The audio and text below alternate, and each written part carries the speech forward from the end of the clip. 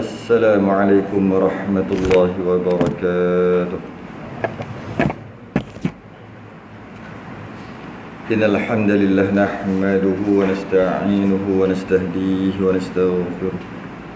Wa na'udzu billahi min shururi anfusina wa min sayyiati a'malina. Man yahdihillahu fala mudilla lahu wa man yudlil fala hadiya lahu. Asyhadu an la ilaha illallah wahdahu la syarika lahu. Asyhadu anna sayyidana Muhammadan abduhu wa rasuluh. Allahumma salli wa sallim wa barik ala sayyidina Muhammadin al-fatihi lima ughliqa wal khatimi lima sabaqa nasiril haqqi bil haqq wal hadi ila siratikal mustaqim. Sallallahu alaihi wa ala alihi wa ashabihi haqqa qadrihi wa miqdarihi al-azim.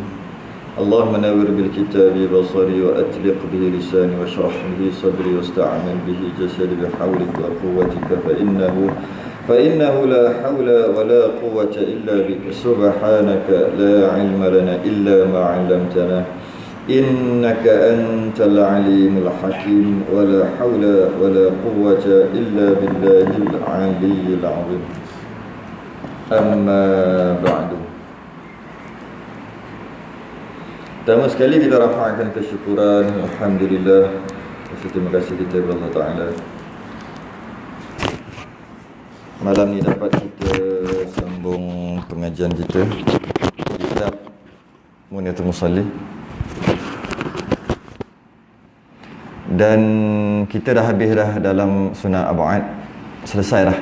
Yang mana ada lah, iaitu 20 kita bahas. Ataupun 2 lah sebenarnya. 2. Yang pertama kunut, tahiyat awal kunut. 2. Masuk kita sunat hay'ah. Jamak dia sunat hay'at. Boleh juga. Sunat hay'at tu maksud sunat hay'ah. Banyaklah. Sunat hay'ah, sunat hay'at. Sama aja. Maksudnya yang satu tu maksud satu. Yang satu tu maksudnya banyak. Banyak sunat hay'ah. Muka surat 23. Rumi Jawi 9. Baris berapa tah?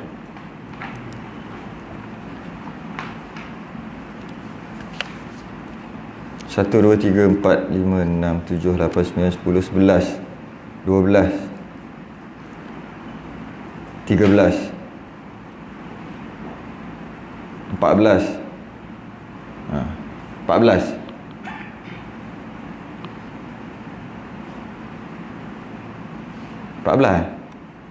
15. Bukan, 14, 13, 14. Cari kat situ lah. 13, 14. Yang Jawi 9, muka surat 9, 13, 14 tu. Kalau yang Rumi 23. Kalau ada versi lain, buka muka surat, cari sunat hay'ah. Qala al-ma'alif rahimahullah ta'ala wa nafa'ana wa iyyakum bi'ulumi fid darin amin ya rabbal alamin. Kata pengarang yang sunat hay'ah ni. Adapun sunat hay'ah yang tiada dijabarkan dengan sujud sahwi itu, maksud sunat hay'ah yang kalau tinggal tak boleh sujud sahwi, batal. Tinggal habis macam tu, namanya sunat hay'ah. Jadi sebelum kita teruskan, amat banyak. Sebelum kita teruskan, kita kena faham dulu. Dalam solat ada rukun, ada syarat. Sebelum sembahyang tu dia panggil syarat sembahyang, syarat sah sembahyang. Ada rukun ketika sembahyang tu, apa yang perlu dibuat, apa yang boleh buat, apa yang tak boleh buat, dia panggil rukun.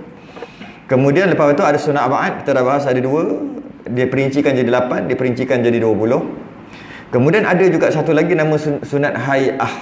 Sunat hay'ah yang kita bahas sebelum ni, diumpamakan sunat hay'ah tu macam aksesori. Kalau manusia tu macam aksesori, macam bulu-bulu, kedut-kedut.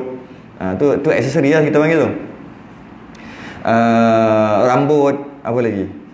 Lekuk-lekuk. Tu aksesori lah tu. Kalau tak ada lekuk-lekuk, seram tengok muka kita. Muka, hidung bukan ni, hidung yang dalam tu. Jadi kalau tak ada ni, tak mancung ni, tak ada ni, masih lagi boleh bernafas. Lubang hidung ni kalau tak ada pun masih lagi boleh bernafas. Dengan maksud tak ada hidung, menapah kot tu boleh. Tapi ni aksesori dia panggil, perhiasan. ni tak ada ni hidup je elok je, tak ada apa bulu mata hidup elok je, tak ada cuping ni, tak ada telinga ni elok je, janji ada lubang ni lah elok je, tak ada gigi elok elok, tapi tak ada lidah tak boleh kan, tak ada lidah dia tak sempurna, tapi tak ada gigi okey je, tak ada bibir ni okey je, tak ada yang ni, maksudnya dia panggil aksesori yang menyempurnakan, yang nampak bagi cantik. Kedut-kedut kuku, tak ada kuku boleh hidup elok-elok itu dia panggil aksesori. Itulah diumpamakan kalau sunat hay'ah macam tu lah. Sunat hay'ah tu mencantikkan sembahyang tu. Dan dari segi fiknya, perkara wajib dalam solat memang penting. Perkara wajib pada solat adalah penting dalam pelaksanaan luaran sembahyang tu. Rukuk, intidal tu kan, yang bergerak tu. Dari segi fiknya, yang wajib, yang rukun-rukun memang penting, sebab tanpa rukun tak sahlah sembahyang. Ia penting. Tapi perkara sunat tu dari segi fiknya dia kurang penting. Kita kata macam tu. Tu dari segi fiqahnya. Yang paling penting syarat dengan rukun. Tak ada syarat tak sah sembahyang. Maksudnya tak ada wuduk kan, tak menghadap kiblat, badan tak suci pada najis, tak tutup aurat, tu panggil syarat. Tak sah sembahyang, penting lah. Tak ada rukun pun tak sah sembahyang, penting juga. Maksud tak ada rukun tu tak ada Fatihah, oh penting lah, sebab tak ada Fatihah tak sah. Rukuk, sujud, yang wajib-wajib tu, yang rukun-rukun tu semuanya penting. Itu dari segi luaran, dari segi fik. Kalau sudah abad, sederhana penting, sebab kalau tak ada dia pun masih lagi sah sembahyang. Tapi cacat, yang paling tak penting sunat hay'ah ni lah. Itu dari segi fik tau. Tapi daripada segi tasawufnya, sunat hay'ah paling penting. Lebih penting daripada rukun, lebih penting daripada sunat abad. Dari segi tasawuf. Sebab kita bukan fiqh tulen. Fiqh tulen tu lain. Fiqh tulen tu maksud cerita fiqh aja. Kita punya fiqh ni fiqh tasawuf. Fiqh yang disulami dengan tasawuf. Kitab Muslim. Jadi, perkara yang wajib, syarat sah ke, wuduk ke, mandi wajib, tu semua penting dalam sembahyang. Tak ada dia tak sah sembahyang. Rukun, rukuk, sujud, bacaan tahiyat akhir, semua tu wajib, rukun. Tak baca tu tak sah. Maka perkara tu penting, ya, tapi penting dia tu dengan keterpaksaan untuk buat. Kena paksa buat. Dengan buat baru sah. Tak buat tak sah. Jadi kena paksa lah. Berdiri tu kena paksa, Fatihah tu kena paksa, surah paksa tak? Surah tak? Kita yang duk buat tu. Rukuk kena paksa, i'tidal kena paksa, sujud kena paksa, ambil uduk, mandi wajib, suci daripada najis, tutup aurat, semua kena paksa. Apa maksud kena paksa? Tanpa dia tak sah sembahyang. Kena paksa lah tu. Terpaksa buat.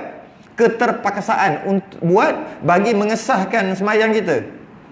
Jadi, maksudnya nak tak nak terpaksa buat.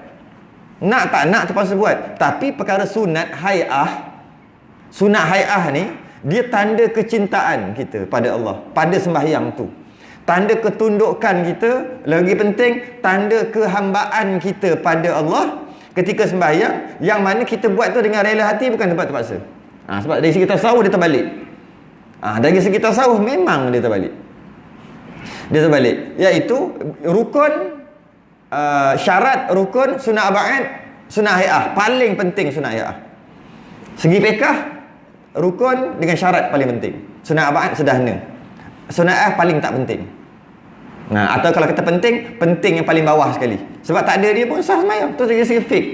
Tapi dari segi tasawuf, sunat hay'ah adalah yang paling penting. Kerana itu adalah menandakan sifat kehambaan kita. Sebab kita buat dengan rela hati, tak kena paksa pun. Kita rukuk semua kena paksa.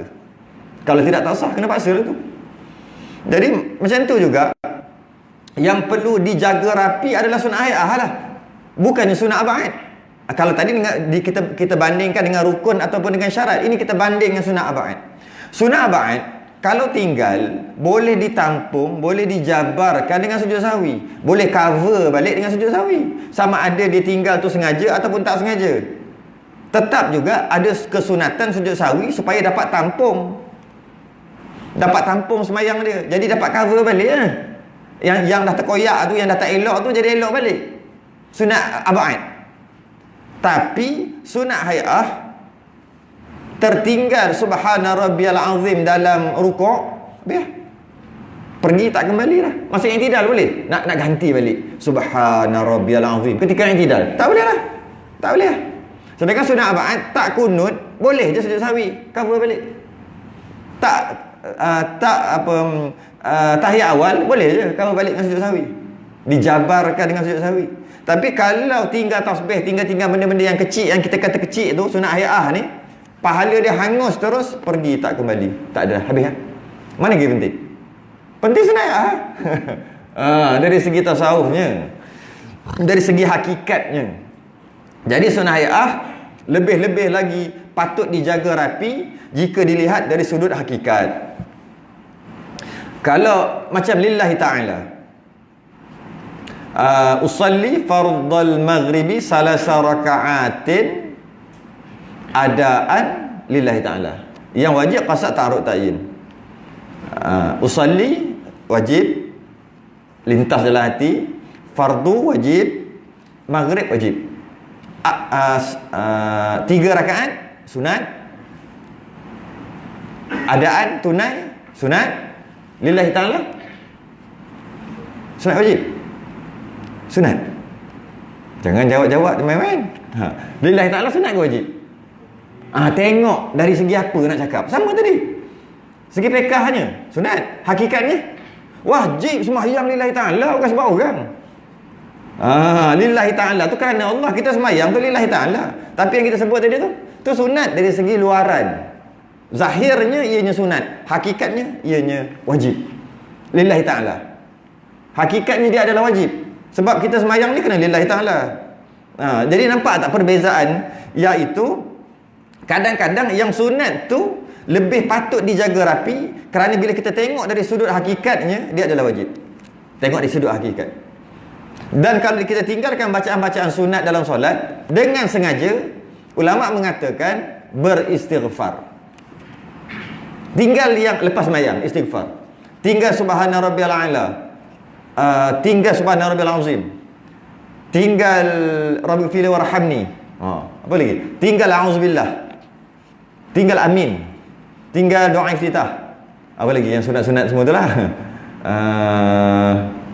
Tinggal sami'allahu liman hamidah. Tinggal rabbana lakal hamd. Apa lagi? Apa? Semua yang sunat tu lah. Tinggal kama sallaita ala Ibrahim. Tinggal doa ya muqallibal qulub. Pendek-pendek lah sebut, faham semua kan? Tinggal salam yang kedua. Assalamualaikum warahmatullahi yang kedua.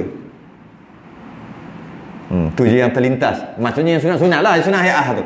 Tinggal habis sembahyang, astaghfirullahalazim. Sebab tu kita astaghfirullahalazim. Itulah dia punya hikmah. Lepas sembahyang kenapa pula minta ampun? Dah sembahyang patut alhamdulillah dapat selesaikan apa yang Allah wajibkan. Sepatutnya Assalamualaikum warahmatullahi, Assalamualaikum warahmatullahi. Sepatutnya alhamdulillahilladzi. Tak baca lah apa-apa pun. Sepatutnya. Tapi lepas habis sembahyang, astaghfirullah dulu. Astaghfirullah antara yang duduk di awal zikir. Kenapa minta ampun? Sebab pastinya sembahyang kita tu tak dapat sembahyang maksimum lah, tak sempurna pastinya. Awal-awal lagi minta ampun, astaghfirullahalazim. Antara tandanya kita nak bagi tahu sembahyang kita tak sempurna. Harap-harap jangan baling-balik sembahyang tu kat muka kita. Sebab malaikat akan baling-balik. Kadang-kadang dia tengok, oh ni sembahyang, kau cakap ni sembahyang. Ambil balik. Ambil sembahyang kau. Dia lepar balik dekat padang mahsyar nanti. Yang kedua, takut tertinggal yang sunat hayah tadi tu. Benda-benda yang kecil kita kata tadi, minta ampun. Sunat tak wajib, sunat minta ampun lepas tu. Lepas tu astaghfirullahalazim. Minta ampun tu maksud istighfar. Kerana ketidaksempurnaan menunaikan solat walaupun dia tidak membatalkan. Jadi mana-mana sunat hayah dalam solat, jika terdapat pendapat dhaif sekalipun yang mengatakan ianya wajib, maka makruh tinggalkan. Saya ulang balik. Ni kaedah. Sunat hayah dalam mazhab Syafi'i, sunat hayah dalam mazhab Syafi'i, jika ada pendapat lain, pendapat mazhab Syafi'i juga tapi pendapat yang lemah, ataupun pendapat mazhab lain yang mengatakan wajib, sedangkan mazhab Syafi'i kata sunat. Mazhab Syafi'i kata sunat hayah, mazhab lain kata wajib, ataupun pendapat dhaif dalam mazhab Syafi'i juga kata wajib, maka meninggalkannya hukumnya makruh, kerana meraihkan pendapat ulama yang kata wajib tadi. Habis kita mazhab Syafi'i je, sebab tu makruh. Kalau tidak jadi haram lah tinggal. Jadi makruh tinggal. Apa sahaja, walaupun sekecil-kecil perkara. Angkat tangan masa takbiratul ihram, zikir takbir intiqal yang Allahu Akbar, Sami Allahu liman hamidah, Allahu Akbar. Itu ada mazhab mengatakan wajib. Tak cakap macam tu berdosa sembahyang dia. Allahu Akbar, wajib tu yang kat mulut. Padahal kita tahu takbiratul ihram je wajib. Diorang tak, semua mazhab Hambali. Cuma dia bukan rukun. Dia bukan rukun. Dia adalah wajib. Sebab mazhab yang lain dia ada sedikit beza rukun dan wajib. Banyak kali dah sebut. Kita mazhab Syafi'i beza rukun dengan wajib hanya masalah haji je kan. Mazhab lain tidak. Dalam semua ibadah dia ada wajib, ada wajib, ada rukun. Tinggalkan rukun batal sembahyang terus. Tinggal wajib berdosa tak batal lagi. Tu mazhab lain. Antaranya tu lah. Antaranya zikir-zikir tu. Subhana rabbiyal a'la, subhana rabbiyal azim wajib. Kalau tidak berdosa. Habis tu batal sembahyang tak batal. Sebab dia cuma wajib, dia bukan rukun. Tapi berdosa. Oleh kerana tu meninggalkan sunat-sunat hai'ah tadi, kerana ada mazhab mengatakan ianya wajib, meninggalkan hukumnya makruh pada mazhab Syafi'i lah. Meninggalkan hukumnya makruh. Kecuali sunat hai'ah yang ijma' ulama. Ijma' ulama dia sunat hai'ah. Tak ada pun ulama kata dia wajib. Yang tadi angkat tangan dan sebagainya, itu ada ulama kata wajib. Yang ni ada tak sunat yang tak ada satu pun ulama kata wajib? Semua kata sunat. Ada. Antaranya tengok tempat sujud. Ada ke ulama mazhab lain kata wajib tengok tempat sujud? Tak ada. Maka dia meninggalkan tengok tempat sujud tu rugi. Sebab sunat tengok tempat sujud. Rugilah dia. Tak sampai tahap makruh. Dia panggil khilaful aula ataupun rugi kita kata. Sebab tak tengok tempat sujud. Tapi kalau tak tengok tempat sujud, mata melilau, makruh pula. Makruh bukan sebab tak tengok tempat sujud, sebab mata tu melilau-lilau. Jadi tengok tempat sujud tak ada ulama pun yang kata wajib. Maka dengan tak tengok tempat sujud rugi. Sebab rugi. Macam angkat jari. Angkat jari tak ada ulama pun kata wajib. Maka dengan tak angkat jari rugi. Tapi subhana rabbiyal a'la, Allahu Akbar, Sami Allahu liman hamidah, ada ulama kata wajib. Walaupun ulama tu dhaif, pendapat dhaif sekalipun, maka meninggalkannya makruh. Kat situ kita kena faham sikitlah. Okey. Jadi adapun sunat hai'ah yang tiada dijabarkan dengan sujud sahwi, tak boleh ditampung dengan sujud sahwi, itu amat banyak, ada banyak. Saya pernah mengaji satu kitab berkaitan dengan sunat dalam sembahyang pada mazhab Syafi'i ada 500 sunat sebelum, sedang dan selepas sembahyang. Ada 500 sunat hai'ah dalam sembahyang, sebelum sembahyang, tengah sembahyang, lepas sembahyang. 500. Nak habis tu penat. 500. Tapi kita kat sini sikit je tulis. Dia kata amat banyak. Ya, memang banyak. 500. Dan kita akan bincangkan tentang kesempurnaan solat lepas pada ni. Sekejap lagi ni kita nak bincang ni berkaitan dengan kesempurnaan solat. Sebab kita dah lepas berkaitan dengan rukun, syarat dah lepas dah. Ini kesempurnaan solat mengikut mazhab Syafi'i yang kita akan bahas sekejap lagi ni. Yang amat banyak ni, jangan cerita batal tak batal. Cerita pasal sempurna dengan tak sempurna je. Confirm dah sah. Sebab dah lepas dah. Semua bab sah dah lepas. Sah batal dah lepas dah. Ini bab sempurna tahap mana tu? Kesempurnaan sembahyang dia tahap mana? Asas sah je ke ataupun tahap yang sempurna? Dan mengikut mazhab Syafi'i. Mengikut mazhab Syafi'i. Malah kebanyakannya akan ada perbezaan di antara satu mazhab dengan mazhab yang lain. Dari segi sunat hai'ah. Rukun tak banyak sangat. Khilaf dia 1-2 je. Wajib khilaf dia 1-2 je. Sunat ba'ad pun tak ada khilaf sangat. Tapi sunat hai'ah yang paling banyak khilaf. Paling banyak khilaf adalah sunat hai'ah. Dan akan ada perbezaan nanti dengan mazhab-mazhab lain. Malah kadang-kadang perbezaan tu dalam mazhab Syafi'i sendiri. Yang ni kata lain, ini kata lain. Kerana tu macam-macam buat tu. Tambah-tambah ada ustaz mengaji di luar. Mengaji di luar mazhab lain. Mungkin mazhab Hanafi, mungkin mazhab Hambali, mungkin mazhab Maliki. Kemudian datang mengajar. Dia lupa. Dia lupa duduk kat mana kadang-kadang sebab ataupun duduk lama sangat 10 tahun. Malah terbiasa dah dia buat mengikut mazhab Maliki kerana dia belajar tempat mazhab Maliki. Datang balik ke tanah air, dia mengajar mazhab lain ataupun beritahu yang sunat ni, yang sunat bukan yang wajib. Yang sunat. Akhir-akhir tu yang jadi lama bercelaru. Celaru tu maksud bukan tak sah. Celaru ni buat lain. Ni buat lain sikit. Ni buat lain sikit. Ni buat lain sikit. Sebab antara sebabnya tu lah. Ustaz yang mengajar luar, dia datang, dia belajar kitab tu, jadi dia mengajar pun kitab tu juga lah. Yang mana kitab dia tu mungkin cenderung kepada mazhab yang dia duduk tu. Sebab situ. Sepatutnya kita kena raikan mazhab setempat. Itu yang jadi bercampur. Mujurlah sunat. Mujur sunat. Kalau yang wajib tak tahulah. Mujur yang sunat-sunat. Dan antara yang jadi ada masalah ke? Tak ada masalah sangat lah. Cuma campur-campur macam tu. Tak syok lah. Tapi tak adalah masalah sangat. Sebab masing-masing ada sadaran masing-masing. Cuma duk campur sunat-sunat dalam satu sembahyang. Sunat-sunat dalam mazhab-mazhab semua dalam satu sembahyang. Kalau benda yang rukun-rukun boleh batal sembahyang tu. Nasib baik yang sunat-sunat yang kita duk campur tu. Antara perkara yang perlu kita beri perhatian yang untuk kita amal adalah apa yang kita pelajari dari kitab-kitab. Kita tak boleh mempersoalkan sunat-sunat jika berbeza dengan apa yang kita belajar. Tak boleh. Ini kena faham yang saya sebut sebelum ni lah. Bersetuju untuk tidak bersetuju tu dalam masalah sunat hai'ah. Yang kita akan pelajari lepas ni pastinya tak sama dengan mazhab lain. Satu kena ada dalam kepala untuk lebih matang kita ni. Kalau tidak tak matang. Kerja nak salahkan orang je. Biar matang dulu dalam berpekah ni, iaitu tak semestinya kalau berbeza tu salah. Tu nombor satu. Tak semesti dalam pekah. Dalam fiqh tak semestinya kalau berbeza tu salah. Malah kebanyakan yang berbeza tu semua tak salah. Yang berbeza sikit-sikit je salah. Tak semestinya. Boleh kata majoriti yang berbeza tu semua tak salah. Sebahagian kecil je yang berbeza dan salah. Kat situ kena. Berbeza tak semestinya salah. Tu nombor satu. Berbeza dengan lain pula dengan tauhid. Bab tauhid. Kebanyakan yang berbeza tu mesti salah. Maksud kalau kita belajar, tiba dia belajar lain. Mesti dia salah. Kebanyakan. Kalau kita belajar yang betul. Tapi ada juga berbeza tapi masih lagi betul. Tapi sikit lah. Dia terbalik tau. Pekah kita letak persen lah. Untuk mudah faham je letak persen. Tapi tak betul ni. Persen ni saya cuma nak beritahu faham je. Bab pekah berbeza 90%. 90% berbeza. 10% ni tak beza. 90% perbezaan tu kita jumpa 90% perbezaan masih lagi sah. Masih lagi boleh diterima.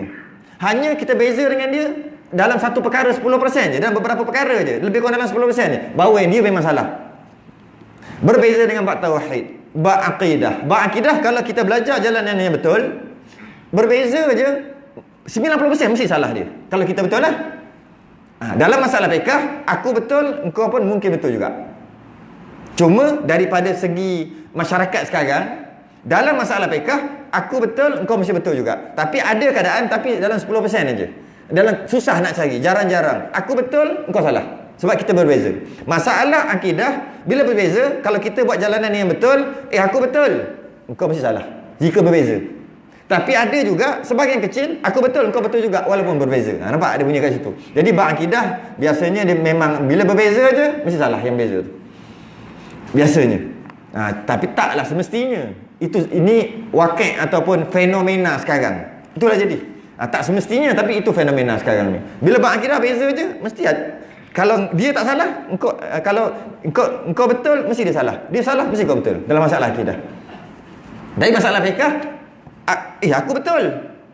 Engkau pun mesti, mungkin betul juga. Kemungkinan untuk dia betul juga tu 90%. Jika berbeza. Masalah akidah, kita dah betul. Kita betul. Kemungkinan untuk dia betul tu cuma 10% aja. Mesti salah jika kita betul. Faham tak? Pekah berbeza, aku betul, tapi berbeza lah. Mungkin kau betul juga. Berapa mungkin tu? 90% kau betul juga. Walaupun berbeza. Bab akidah, aku betul ni, tapi berbeza dengan kau faham. Engkau pun mungkin betul, tapi cuma 10%. Tapi kemungkinan besar kau salah. Sebab aku dah betul. Tu faham sikit perkara tu. Jadi, cuma itu wakil ataupun fenomena yang berlaku sekarang je. Tak semestinya. Tu yang berlaku sekarang. Jadi itu yang kena matang sikit dalam masalah fiqh. Itulah bila berbeza tak semestinya salah. Tambah-tambah lagi sunat hai'ah. Memang sah semayang pun. Dah nama sunat hai'ah kan. Jadi dalam masalah bab solat ni, lebih-lebih lagi bab sunat hai'ah ni, tidak ada satu apa dia panggil mutawatir, satu cara sunat yang sepakat semua sahabat dan sepakat semua imam-imam yang besar? Tak ada. Bab sunat hai'ah tak ada, semua sepakat.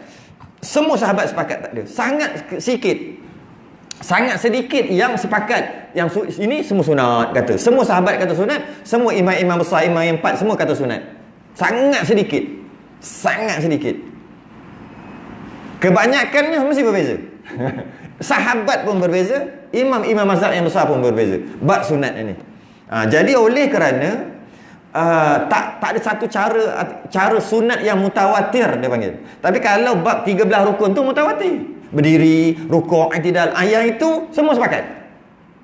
Baca Fatihah itu semua sepakat. Tapi ada sikit-sikit je beza, sikit sangat. Tapi ada juga beza bab rukun, tapi sikit sangat. Dalam bab sunat sangat banyak. Kadang-kadang 4 mazhab, 4 semua beza. 4 semua berbeza. Jadi bila keempat-empat tu semuanya berbeza sunat hai'ah ni, siapa yang betul? Sebut tadi. Bila berbeza bukan bermakna salah. Sebab dalam masalah fiqh, bukan masalah akidah. Berbeza bukan makna aku betul kau salah. Tidak. Berbeza aku betul kau betul juga. Macam mana aku betul kau betul juga sedangkan berbeza? Umpama kalau dulu siapa yang kecil-kecil dulu selalu diumpamakan macam orang buta, 3-4 orang buta teringin nak tengok gajah tapi buta. Akhir sekali gajah dia datang kampung dia, datanglah seorang ni ketua kampung, jom gajah ada, kesian kau buta tak dapat tengok gajah, pergi kau dapat tahulah, dapat bayangkanlah gajah macam mana nanti. Tu kan 3-4 orang tu pergi dia pegang, oh gajah macam dinding, betul juga, dia pegang kat badan. Seorang tu duduk, oh gajah ni macam tiang bulat, oh kerah macam kayu, macam tiang, macam pokok, oh macam tu gajah. Ada yang pegang dia punya apa yang kat depan tu, belalai tu, oh macam ular, takutlah macam ular. Ada yang pegang belakang tu, kat belakang dia macam apa tak lupa lah. Nak beritahu je, betul tak? Semua betul. Mana boleh kata tak ada pula gajah. Tapi buta sama buta bergaduh lah. Aku kata macam ular, aku pun tengok, aku pun pergi pegang juga macam dinding, besar macam dinding. Tambah-tambah lagi besar sangat. Ada pegang situ je, standard lah tu. Kena boboh tu sama belacan, kicap apa semua. Nak pergi sedap, perisa. Aku tengok macam tiang. Ni tiang. Dah tiang besar tu. Semua betul. Jadi siapa yang bergaduh? Orang buta. Siapa yang kesian? Orang celik. Dia tengok, kesian. Orang celik. Sebab semua betul. Macam itulah. Dan apabila bergaduh berkaitan dengan sunat hai'ah ni, orang yang celik dengan maksud orang yang faham, orang yang matang, Allah kesian. Kesian. Orang yang bergaduh, orang buta fiqh. Atau bahasa lain tak matang dalam fiqh. Sebab tu fiqh kena matang. Kalau tidak kena salahkan orang je. Sebab fiqh kita mengaji ni memang untuk berhukum. Belajar tasawuf untuk hukum diri sendiri. Belajar fiqh untuk hukum diri sendiri dan untuk hukum orang. Dan lebih pada hukum orang. Tu fiqh. Masuk kelas fiqh, dia akan kena hukum. Tak nak kena hukum, jangan masuk kelas fiqh. Ustaz ni apa? Kerja hukum orang je. Memang kau masuk kelas fiqh, kelas hukum. Kenalah hukum. Fiqh, ini halal, ini haram. Tak ke hukum tu. Sedap je cakap halal. Sedap je cakap haram. Cakap tak boleh, neraka, syurga. Sedap je cakap. Ustaz seorang dalam syurga, kami semua masuk neraka. Tak faham. Salah masuk kelas. Kalau nak untuk diri sendiri, masuk kelas tasawuf. Aku salah. Aku. Jangan salah kau orang, salah diri sendiri. Masuk kelas fiqh, kena tengok. Ni sah, ni batal, ni tak sempurna. Sedaplah ustaz cakap, semua orang tak sempurna. Ustaz seoranglah sempurna. Salah masuk kelas. Kalau dia fikir macam tu. Ini kelas fiqh, maka kena hukum lah. Sebab kelas ni kelas hukum. Kalau orang belajar jadi hakim, tiba-tiba tak boleh hukum, kita kena bersangka baik kan tu. Semua lepas.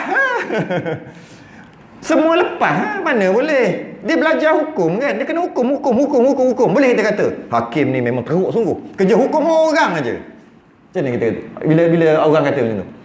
Baik dia tu, semua dia bersangka baik kat semua orang, semua okey je. Tengok hakim tu semua tu kerja hukum orang. Kita mana boleh hukum? Allah je boleh hukum orang. Amboi, salah masuk teman. Salah masuk kelas. Jadi fiqh macam tu kan, kerja dia hukum. Jadi oleh kerana fiqh ni kerja untuk menghukum diri sendiri, dan bila di sini dah elok, hukum orang. Kau sembahyang tak betul tu. Kau sembahyang tadi baca tak bunyi tu, hukum orang tu. Kau tadi tak sah tu. Engkau tadi tak ambil wuduk, tak sah tu, hukum orang tu. Maka hati-hati dalam berhukum. Sebab memang kelas ni kelas hukum orang. Jadi hati-hati dengan maksud, jika nak hukum memang real punya salah. Jika masih lagi di bahad khilaf, maksud tak boleh hukum. Tak boleh hukum sebab khilaf. Itu sikit lah. Jadi jangan kerja sebab bimbang takut mengaji fiqh kerja hukum orang je. Dia akan jadi gitu. Teringin tengok orang, aku dah belajar. Okey, sujud kena lipat kaki. Kerja dia perhati kaki orang je. Hati-hati. Setan dah mula tu. Setan bagian fiqh pun bijak-bijak ramai. Setan alim fiqh ramai. Dia tahu kat mana dia nak kona. Alim akidah ramai. Alim tasawuf ramai. Semua ramai. Jadi tengok dia baru belajar, aku nak tengok. Kerja tengok orang je. Hati-hati kat situ. Sebab ada orang macam tu. Lepas dia belajar bukan jadi lagi baik, lagi teruk. Teruk tu masuk teruk lagi, orang lagi tak suka. Kerja nak salahkan orang aja lepas belajar fiqh. Sebelum tu okey je. Hati-hati, bimbang tu pesanan lah. Jadi oleh kerana semua berbeza dalam sunnah hay'ah ni, boleh kata 90% berbeza para sahabat, para imam-imam yang besar, maka seorang pun tak boleh dakwa ini cara Nabi sembahyang. Seorang tak boleh dakwa. Ataupun dipanggil sifat solat Nabi. Kalau kita ingat, pernah dengar tak sifat solat Nabi 20 tahun yang lepas? Pernah dengar tak solat cara Nabi? Tak pernah. 20 tahun lepas tak pernah dengar. Tak pernah dengar. Sedangkan Nabi wafat lama 1400 tahun, baru dengar dalam belas-belas tahun lepas je. 10-20 tahun macam tu ke bawah. 30 tahun lepas tak pernah dengar sifat solat Nabi. Kursus solat cara Nabi tak pernah. Dulu tak pernah. Seorang pun tak berani mengaku ini solat cara Nabi. Sebab faham. Sekarang je yang solat cara Nabi. Mana boleh dakwa macam tu? Kalau dia kata solat cara Nabi, tiba-tiba mazhab lain kata tak sama, mazhab lain tu je. Sebab tu habis sepatutnya solat mazhab Syafi'i okeylah, ataupun solat sempurna okeylah. Cuma cara Nabi tu tak boleh. Sebab sahabat sendiri pun tengok cara Nabi solat pun, yang ni cakap lain, yang ni cakap lain. Turun lutut dulu baru tangan dulu baru lutut pun sahabat berbeza. Tu sunat lah tu. Masa nak turun tu lutut dulu, sahabat kata tak, lutut dulu aku nampak. Sahabat lain kata tak, tangan dulu. Nak tanya Nabi dah wafat waktu tu. Tu sahabat. Tiba-tiba kita solat cara Nabi. Sahabat yang tengok pun berbeza. Sahabat yang tengok pun beza. Bila Nabi bagi arahan, dua cara sahabat faham. Engkau akan pergi ke satu tempat. Engkau jangan waktu tu waktu Zuhur. Engkau jangan sembahyang asar melainkan sampai dekat kampung yang aku suruh kau pergi ramai-ramai. Terbahagi dua.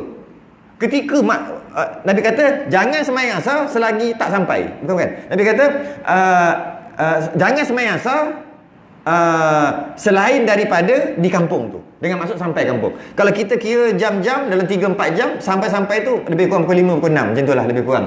Asar dah. Jadi Nabi maksudkan jangan sembahyang dekat tengah jalan, nanti lambat sampai sembahyang kat sana je nanti. Tapi sahabat yang lalu bila ada masalah sikit, ada problem sikit dekat perjalanan tu, unta nak minum dan sebagainya, ada perjalanan tu, akhir sekali lagi tak sampai lagi, asar dah nak habis. Sahabat yang beramai tu terbahagi dua. Khilaf.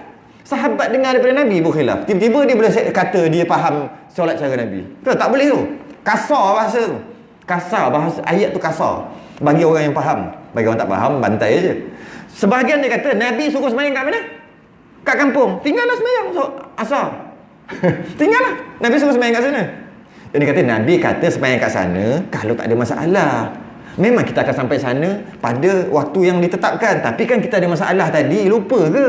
Jadi sekarang dah nak habis asar. Inna salata kanat 'alal mu'minina kitaban mawquta. Sesungguhnya solat tu waktu yang telah ditentukan. Lagi 10-15 minit nak habis asar ni. Jarak lagi sejam baru sampai.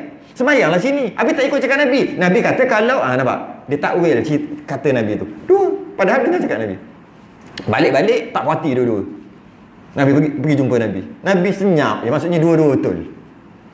Dua-dua betul. Bukan Nabi kata lain kali guna otak boleh tak? Tak ada. Janganlah apa dia panggil straight apa dia panggil bendul sangat. Janganlah bendul sangat. Fikir lah. Ada? Tak ada. Nabi senyum kata okey, pas. Dua-dua pas. Dua-dua lulus. Tak semayang pun lulus, semayang pun lulus. Yang semayang tak dengar cakap Nabi. Sebab dia takwil cakap Nabi. Jika. Bahasa lain kias. Yang seorang ni ikut Nabi dia juga. Memang aku cakap macam tu kan. Jadi kerana itulah waktu sahabat pun berbeza, tiba-tiba dia boleh kata sifat solat Nabi kasar bahasa, taklah sampai berdosa maksud dengan tapi kasar bahasa tu kerana dia ada maksud, dia panggil mafhum mukhalafah, maksud di sebalik. Dia tak cakap tapi kita dapat faham benda tu. Kalau solat cara Nabi yang lain, yang tak sama tu, solat cara Nabi letak macam ni tangan, kalau dia letak macam ni dia tak cakap tapi maksud di sebalik bukan cara Nabi lah. Itulah, dia tak cakap, cuma orang boleh faham. Sebab tu kata kasar, kata tu kata tak berdosa. Kalau ini sahaja solat cara Nabi, baru berdosa. Baru tak boleh. Dia tak kata ini sahaja, cuma sifat solat Nabi, solat Nabi yang sebenar. Amboi, kau seorang benar, orang lain semua salah. Dia tak cakap, tapi ada double meaning. Dia panggil kalam tauriyah. Tu ngaji bab lain nanti. Kalam yang double meaning, cakap tapi maksud lain. Jadi mustahil kita untuk mencapai satu kata sepakat mengatakan bahawa inilah solat, cara solat Nabi yang tepat dan 100% ikut Nabi. Tak boleh. Ni cerita sunnah hayat. Jangan keluar daripada sunnah hayat. Ni cerita sunnah hayat. Jadi tiba keluar daripada sunnah hayat. Rukun memang sepakat. Rukun tu. Okey. Jadi jika ianya mutawatir ataupun jika ianya tiada diperselisihkan oleh para ulama, tak adalah muncul 4 mazhab. Padahal kadang-kadang yang berbeza tu benda yang lebih asas pun berbeza. Ini benda yang ringan hayat lagilah berbeza. Kesimpulannya, sesiapa pun tak boleh mendakwa dia je solat macam mana Nabi solat. Orang lain tak, dia tak boleh dakwa macam tu. Yang dia perlu lakukan adalah dia belajar guna kitab-kitab mu'tabar, ulama-ulama yang mu'tabar. Yang ulama ni mengarang kitab mengikut dalil-dalil nas-nas sandaran daripada Quran yang kita tak ada kemampuan kat situ. Maka kita belajar kitab-kitab ulama yang muktabar dan kita beramal tanpa mendabik dada. Kita je ikut sabdaan Nabi, sallu kama raaitumuni usalli. Kita seorang je semayang macam mana kau lihat aku semayang. Aku seorang je, tak boleh mendabik dada macam tu. Habis kita boleh buat apa? Belajar ikut mazhab kita yang ada dekat negara kita, belajar mengikut kitab para ulama yang muktabar, kemudian belajar amal. Lepas tu habis, tak boleh tak payah nak dakwa. Sebab sallu kama raaitumuni usalli, semayang macam mana kau lihat aku semayang pun kita tak boleh nak amal kerana kita tak boleh tengok Nabi semayang, Nabi dah wafat. Habis nak semayang macam mana? Kat situ pun dah masalah lah, nak beramal dengan hadis ni. Tapi biasa orang nak cakap, semayang bukan macam tu, semayang ikut Nabi. Nabi pesan, kau semayanglah macam mana kau tengok aku semayang. Sedap dia cakap kat orang tu. Tak boleh semayang macam ni, salah ni. Nabi pesan, sallu kama raaitumuni usalli, semayang macam mana kau tengok aku semayang. Orang tu tanya balik, masih bila kau tengok Nabi semayang? Habis, senyap. Masih bila tengok? Masa tu para ulama dia takwil ayat ni, sallu kama alimtumuni usalli, semayang macam mana kau tahu aku semayang, bukan raaitumu, bukan tengok. Sebab nak tengok macam mana, dulu boleh para sahabat, kita tak boleh. Jadi tak boleh mendabik dada macam tu lah. Tujuan saya sebut panjang-panjang ni nak bagi matang supaya lepas belajar, macam ni, ada sandaran, ada kitab, seronok, kita akan dapat satu keseronokan kerana ibadah kita semua ada sandaran dah lepas pada tu. Kemudian kita tengok orang, tu je nak stop dah, tak tengok orang terus. Tu tujuan cakap panjang-panjang. Sebab pernah dulu dalam 6-7 tahun lepas, yalah, lepas kita dapat benda poin-poin yang penting, buah-buah sepelek yang terbaik, buah sepelek yang terbaik. Tak faham lah, tak sudah apa benda saya cakap tu kan. Dapat, akhir sekali kerja dia jadi pancung orang macam tu. Pergi situ pancung orang ni. Kita tengok Allah, menyesal pun ada, tapi terlupa nak pesan.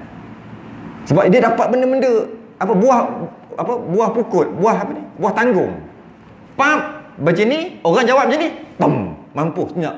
Tapi tak boleh terima, geram. Tapi dia jadi gitu. Sebab dia kerja nak bantai orang. Sebab itulah salah. Sebab tu jangan pekah je, tasawuf kena ada. Kalau tidak, habis lah.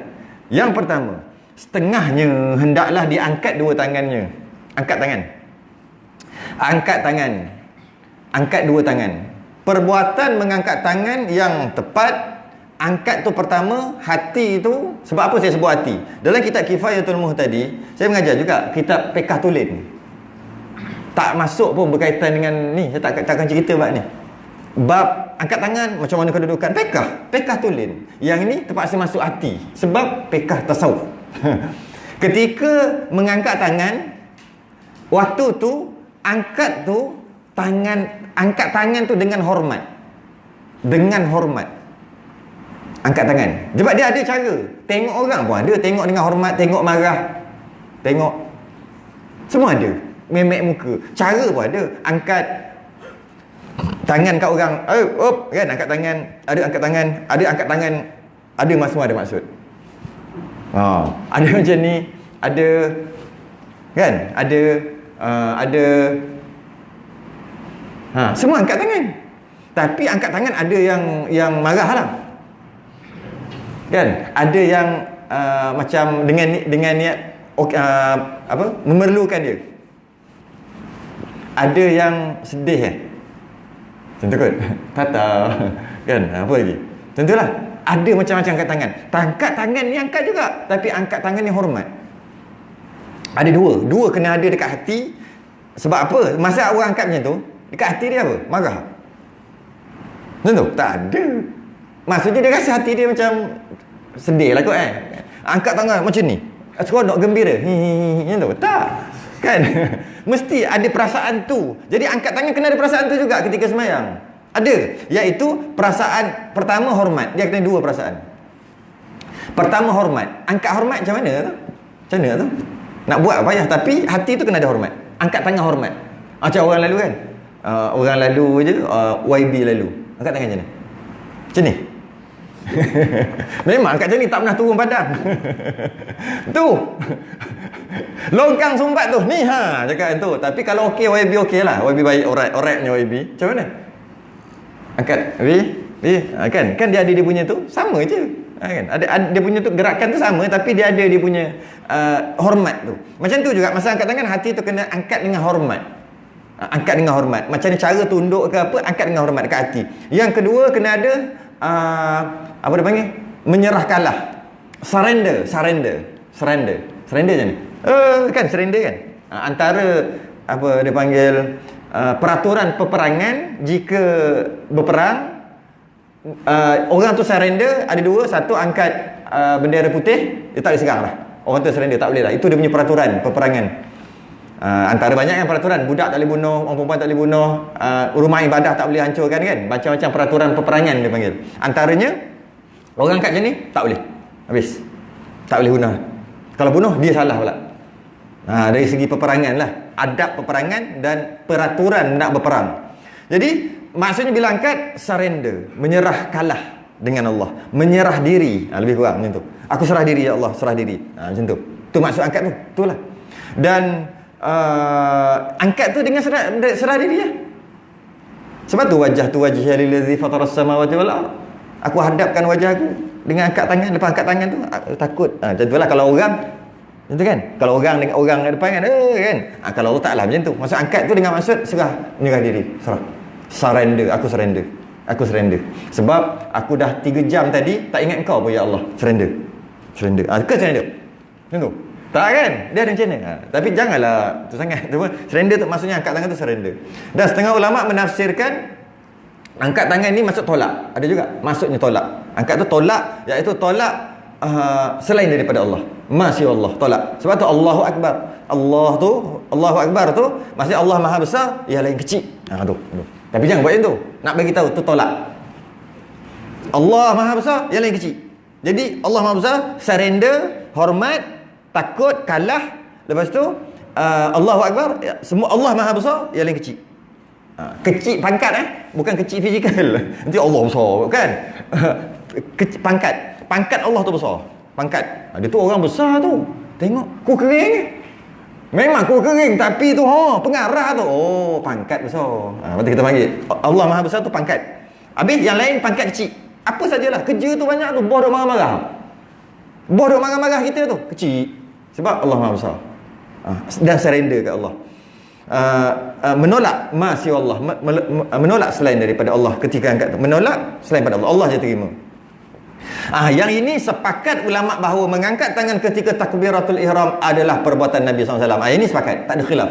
Ketika takbiratul ihram, angkat tangan tu tak ada khilaf. Semua ulama. Ini antara yang katakan ada sedikit je, 10% je yang sama, yang sepakat bab sunnah hayah. Bab rukun semua. Tapi bab sunat hayah sikit aja. Antara yang sikit tu angkat tangan ketika takbiratul ihram. Semua sepakat mengatakan Nabi angkat dan ianya sunat. Semua sepakat. Angkat tangan. Semua sepakat. Angkat tangan takbiratul ihram. Tapi angkat tangan selain daripada takbiratul ihram khilaf. Dalam mazhab Syafi'i sendiri khilaf, mazhab lain pun khilaf, iaitu tak angkat tangan. Ada yang angkat tangan pun ada. 4 tempat kat bawah tu ada bincang. 4 tempat yang angkat tangan, termasuk takbiratul ihram, 3 lagi tempat yang lain. Pendapat yang kedua, tak ada angkat semua, takbiratul ihram saja yang angkat. Yang angkat tangan. Khilaf. Yang itu khilaf. Yang angkat tangan takbiratul ihram tak ada khilaf. Tak ada khilaf. Kita panggil muktamad ataupun jumhur ataupun tak bersepakat para ulama. Boleh kita kata macam tu. Bab angkat tangan tu sunat tu. Serta permulaan taharrum. Taharrum tu takbiratul ihram. Tu taharrum. Takbir taharrum, takbiratul ihram lah. Jadi serta permulaan. Jadi kalau kita tengok balik daripada atas ni, setengahnya hendaklah diangkat dua tangannya serta permulaan taharrum. Allahu Akbar tu angkat tangan. Angkat tangan takbiratul ihram. Angkat tangan takbiratul ihram. Orang baca je. Tapi bila buat, tapi tak faham. Simple punya. Ayat simple. Angkat tangan ketika takbiratul ihram. Simple tak? Tapi orang tak faham. Tak faham. Kenapa saya cakap tak faham? Angkat tangan bukan turun tangan ketika takbiratul ihram. Kalau angkat tangan, Allah kan? Tu angkat tangan. Angkat. Dikata angkat tangan serta permulaan takbiratul ihram, taharrum. Maksudnya taharrum tu Allahu Akbar. Angkat tangan, angkatlah. Jadi Allah angkat tangan. Allah kan? Tapi ada orang dia baca betul angkat tangan, kena angkat tangan, tapi dia tak angkat tangan, dia jatuh tangan. Allahu Akbar. Tu angkat jatuh. Dia ni auzubillah usolli. Saya buat nak bagi tahu bukan tengah semayang, baru nak semayang. Tu tujuan sebut tu. Usolli apa semua tu. Buat lakonan sikit, betul kan? Allahu Akbar. Angkat tangan ke jatuh tangan? Jatuh tangan tu. Baca angkat tangan, dia jatuh tangan. Kita di sunat mazhab Syafi'i dan mazhab Hambali, sunat angkat tangan bukan jatuh tangan. Bila angkat tu dia akan jatuh lah masa habis tu. Cuma angkat tangan. Allah. Bukan Allahu Akbar. Allahu Akbar. Bukan. Itu mazhab lain. Kita akan bahas lagi. Mazhab apa tu? Mazhab Hanafi. Dan pendapat Imam Ghazali sama juga. Allahu Akbar. Itu mazhab lain. Betul kata. Dah campur juga rojak. Cuma taklah sampai masuk neraka. Taklah sampai tak sah semayang, taklah sampai makruh. Kau semayang kau tinggal pahala tak ada, tak sampai tahap tu. Cuma tak cantiklah campur-campur benda. Sebab apa? Punca saya cakap awal-awal tadi. Pertama tak mengaji, tak belajar langsung, tengok orang. Yang kedua pengajar luar datang, luar negara datang, belajar kat luar datang, terlupa nak tukar mazhab. Jadi Allahu Akbar tu mazhab Hanafi dan Imam Ghazali. Dalam kitab Ihya disebut macam ni, Allahu Akbar. Mazhab Syafi'i dan mazhab yang lain angkat. Bila angkat Allah. Lepas tu tak nak jatuh punya pasal lah. Angkat, yang penting angkat. Sebut angkat. Sabdaan Nabi annahu ra'a Rasulullah sallallahu alaihi wasallam yarfa'u yadayhi ma'at takbir. Ma'a bersama. Sahabat pernah melihat Nabi sembahyang mengangkat dua tangannya ma'a takbir, bersama takbir. Bukan angkat tangan summa takbir, bukan. Summa kemudian takbir, bukan. Angkat tangan kemudian takbir. Itu dia memberi maksud tertib, memberi maksud ni dulu baru ni. Itu angkat tangan, betul? Allahu Akbar. Angkat tangan kemudian takbir. Tidak, ma'a, angkat tangan bersama Allah. Itu mazhab Syafi'i. Tapi kata mazhab Hanafi dan Imam Ghazali tadi, ada juga hujah dia. Ada juga. Ra'aitu Rasulullah sallallahu alaihi wasallam idza qama ila salati rafa'a yadayhi hatta takuna hadwa mankibaihi thumma yukabbir. Pernah Rasulullah salat, beliau mengangkat kedua tangannya sampai setinggi bahunya kemudian bertakbir. Yang ni yang kata mazhab lain tu. Mazhab Syafi'i tak ambil hadis ni. Mazhab Syafi'i ambil hadis yang pertama tadi. annahu ra'a Rasulullah sallallahu alaihi wasallam yarfa'u yadayhi ma takbir. Ambil yang itu. Ambil dua-dua ada lah. Sebab tu kata tak boleh dakwa. Nak dakwa mana? Ini salah. Angkat dulu salah. Tak boleh. Bukan satu ni. Semua. Sikit sangat yang sepakat bab sunat hayat. Cuma kita amal yang kita belajar. Mazhab Syafi'i amal lah. Allahu akbar. Habis tu kalau nak amal yang tu juga dia jadi campur. Campur mazhab. Tak camai lah. Memang betul. Orang awam ni mana ada mazhab? Ada orang awam mazhab? Mana ada? Mazhab dia punya pemerintah. Pemerintah dia mazhab apa? Sultan mazhab apa? Dia tu mazhab pemerintah. Memang tak ada pun. Tapi kita takkan nak duduk dalam martabat maqam awam lah. Sampai bila? Sampai kiamat. Dia aku awam. Awam ni orang yang lemah imannya dan lemah amalnya. Siapa nak mengaku orang awam? Mengakulah orang awam tapi keluar daripada awam tu. Sampai bila? Sikit-sikit. Memang tak boleh keluar. Sikit-sikit lah usaha. Awam. Sampai bila? Nak makan daripada duit kerajaan je. 1,000 lah, apa lah. Geram ni tak dapat. Sampai bila? Nak ambil 300, 400, sampai bila? Masa bila pula? Tolak. Pergi buat isi borang. Saya tak nak sebab saya dah banyak duit. Bila? Duduk main subsidi. Subsidi baja. Tu je, subsidi petrol. Bila nak? Cerita lain lah ni. Okey. Serta permulaan takbir ihram. Maksudnya angkat kan?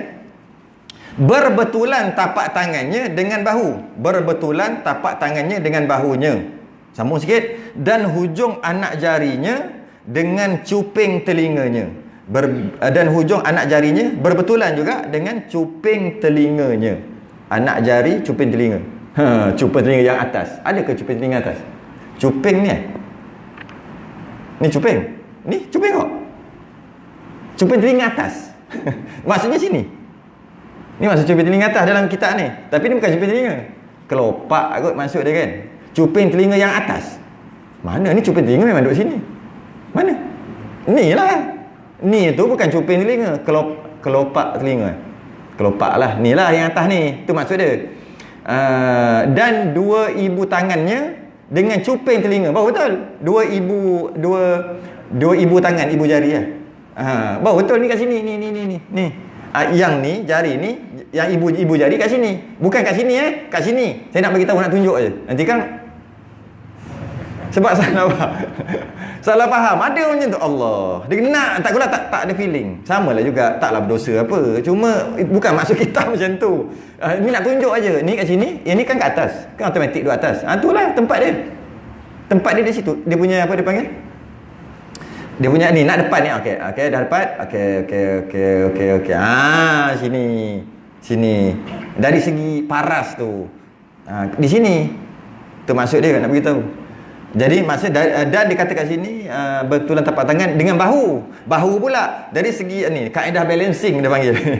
Mengangkat tangan tinggi rendah bahu.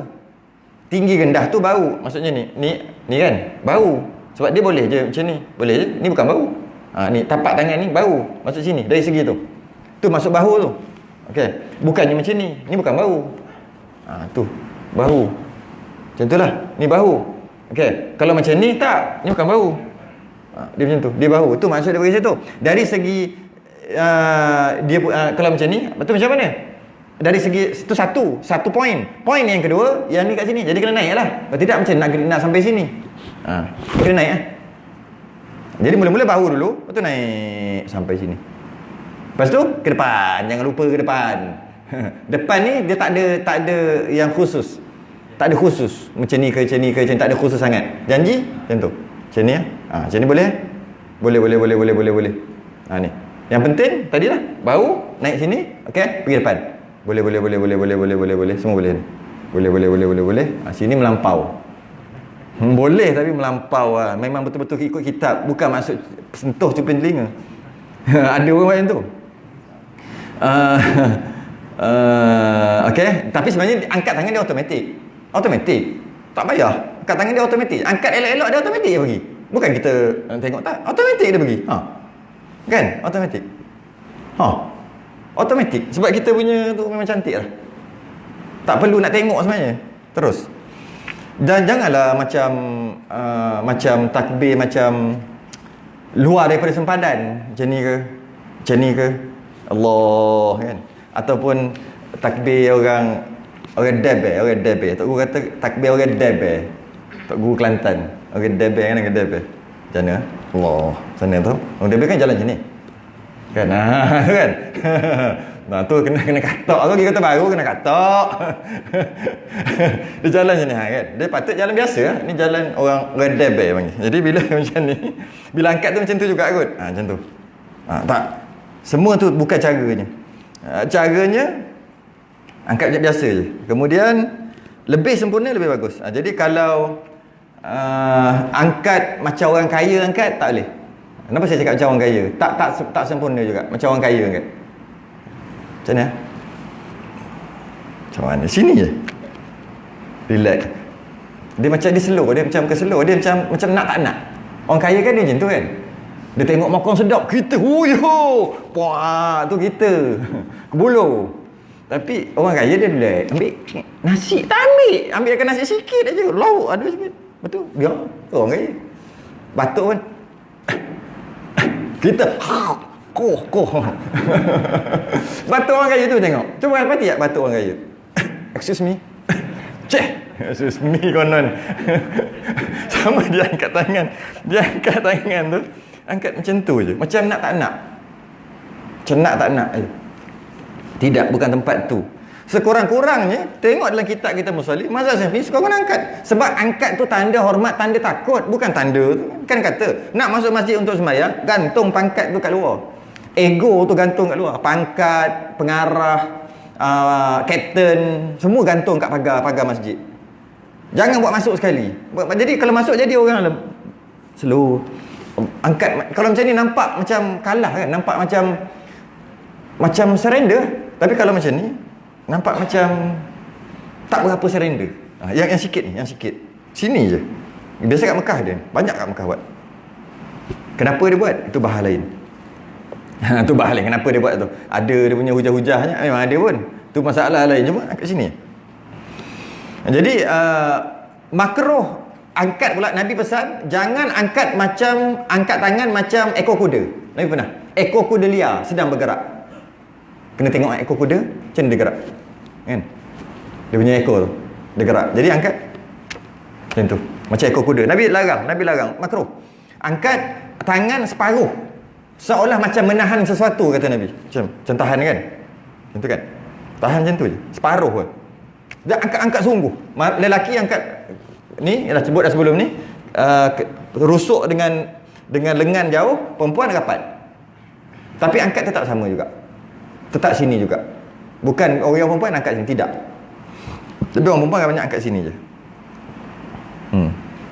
Patut sini. Cuma kepit je sikit. Tapi atas tetap sama juga di sini.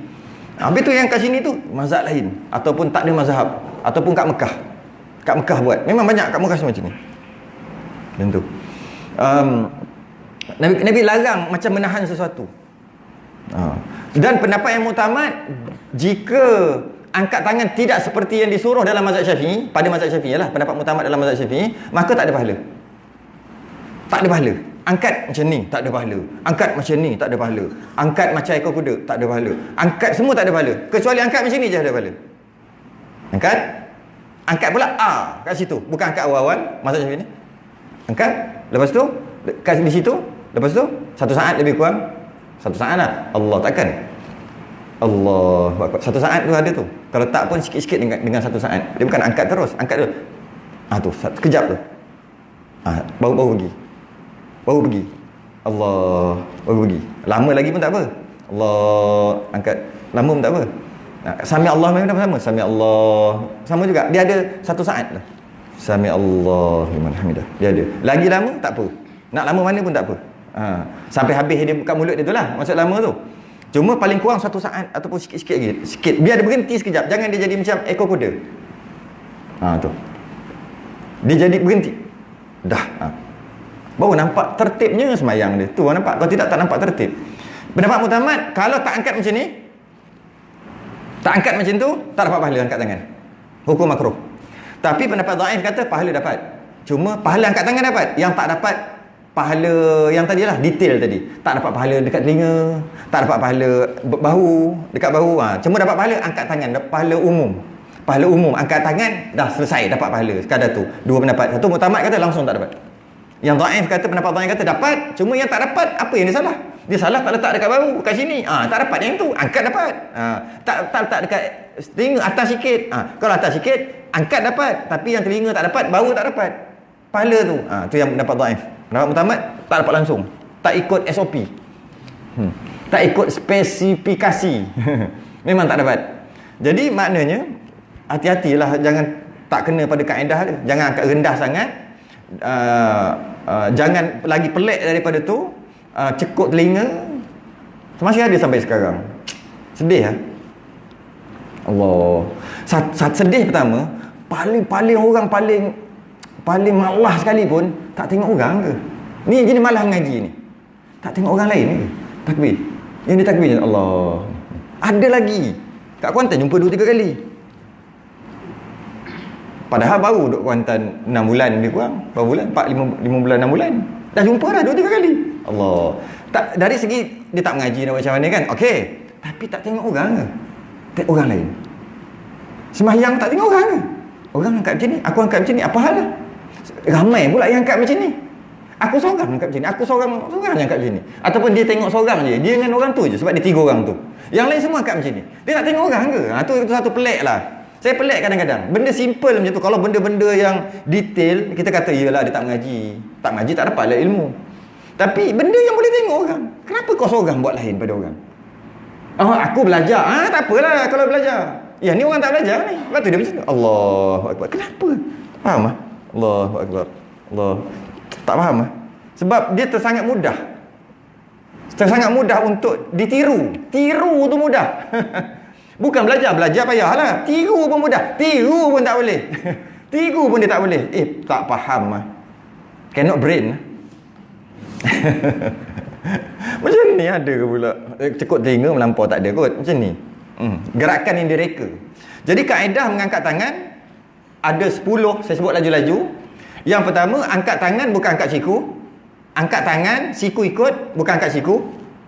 Ni angkat siku. Angkat tangan, siku tu follow je. Tak angkat siku, aku angkat tangan. Ni.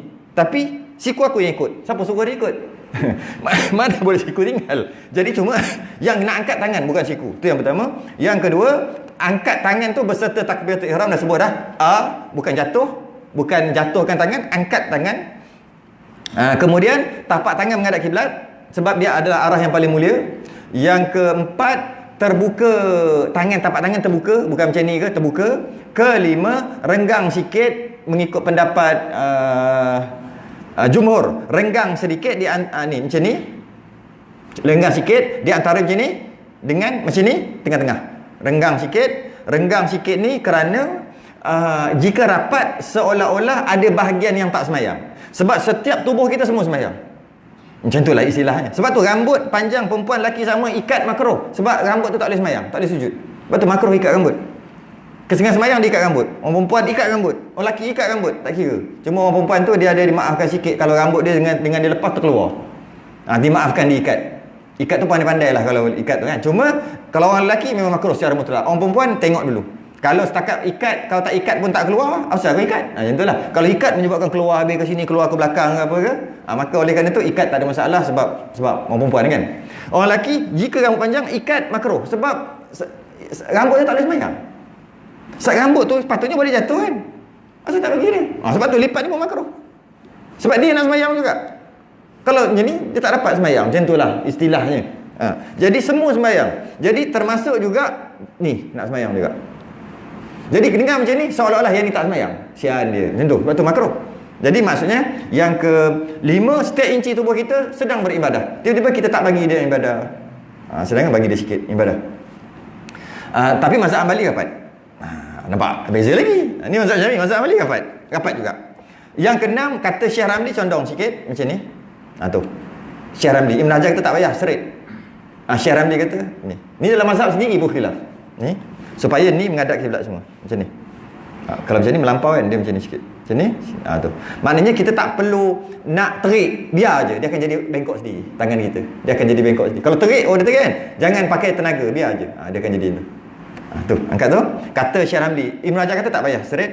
Yang ke-7 yang sebut tadi bahu, yang ke-8 telinga, yang ke-9 gerakan tu gerakan hormat, gerakan ringan, gerakan lembut, gerakan bukan gerakan keras.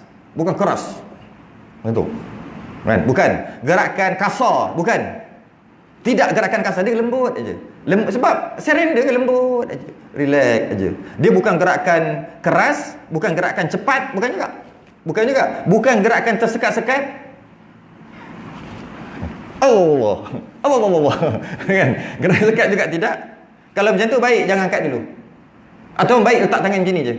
Niatlah mazhab Hanafi. Macam tu. Allahu akbar. Lebih baik jika dengan angkat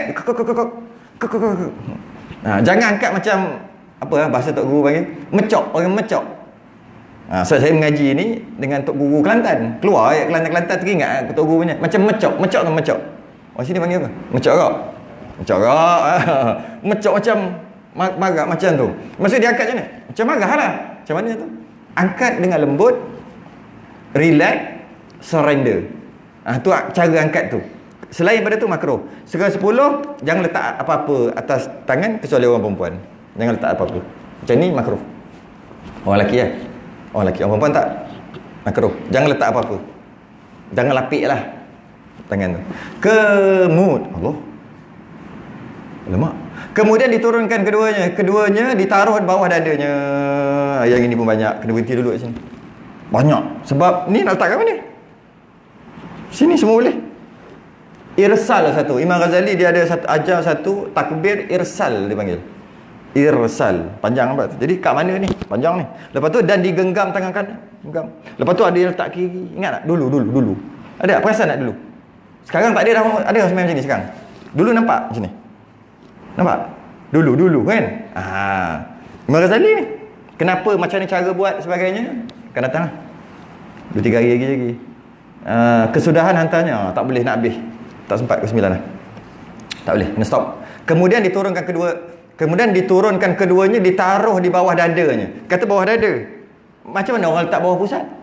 Ada orang letak bawah pusat? Ada letak sini. Tu Mekah kan? Geng Mekah. Dia elok-elok semayang sini. Balik Mekah tu ke sini. Aku sepak boleh kan. Gegam kadang-kadang. Main tiru je. Ngaji lah weh. Kata bawah dada kan mazhab Syafi'i. Wallahualam, tangguh dulu. Pukul 9. Pada.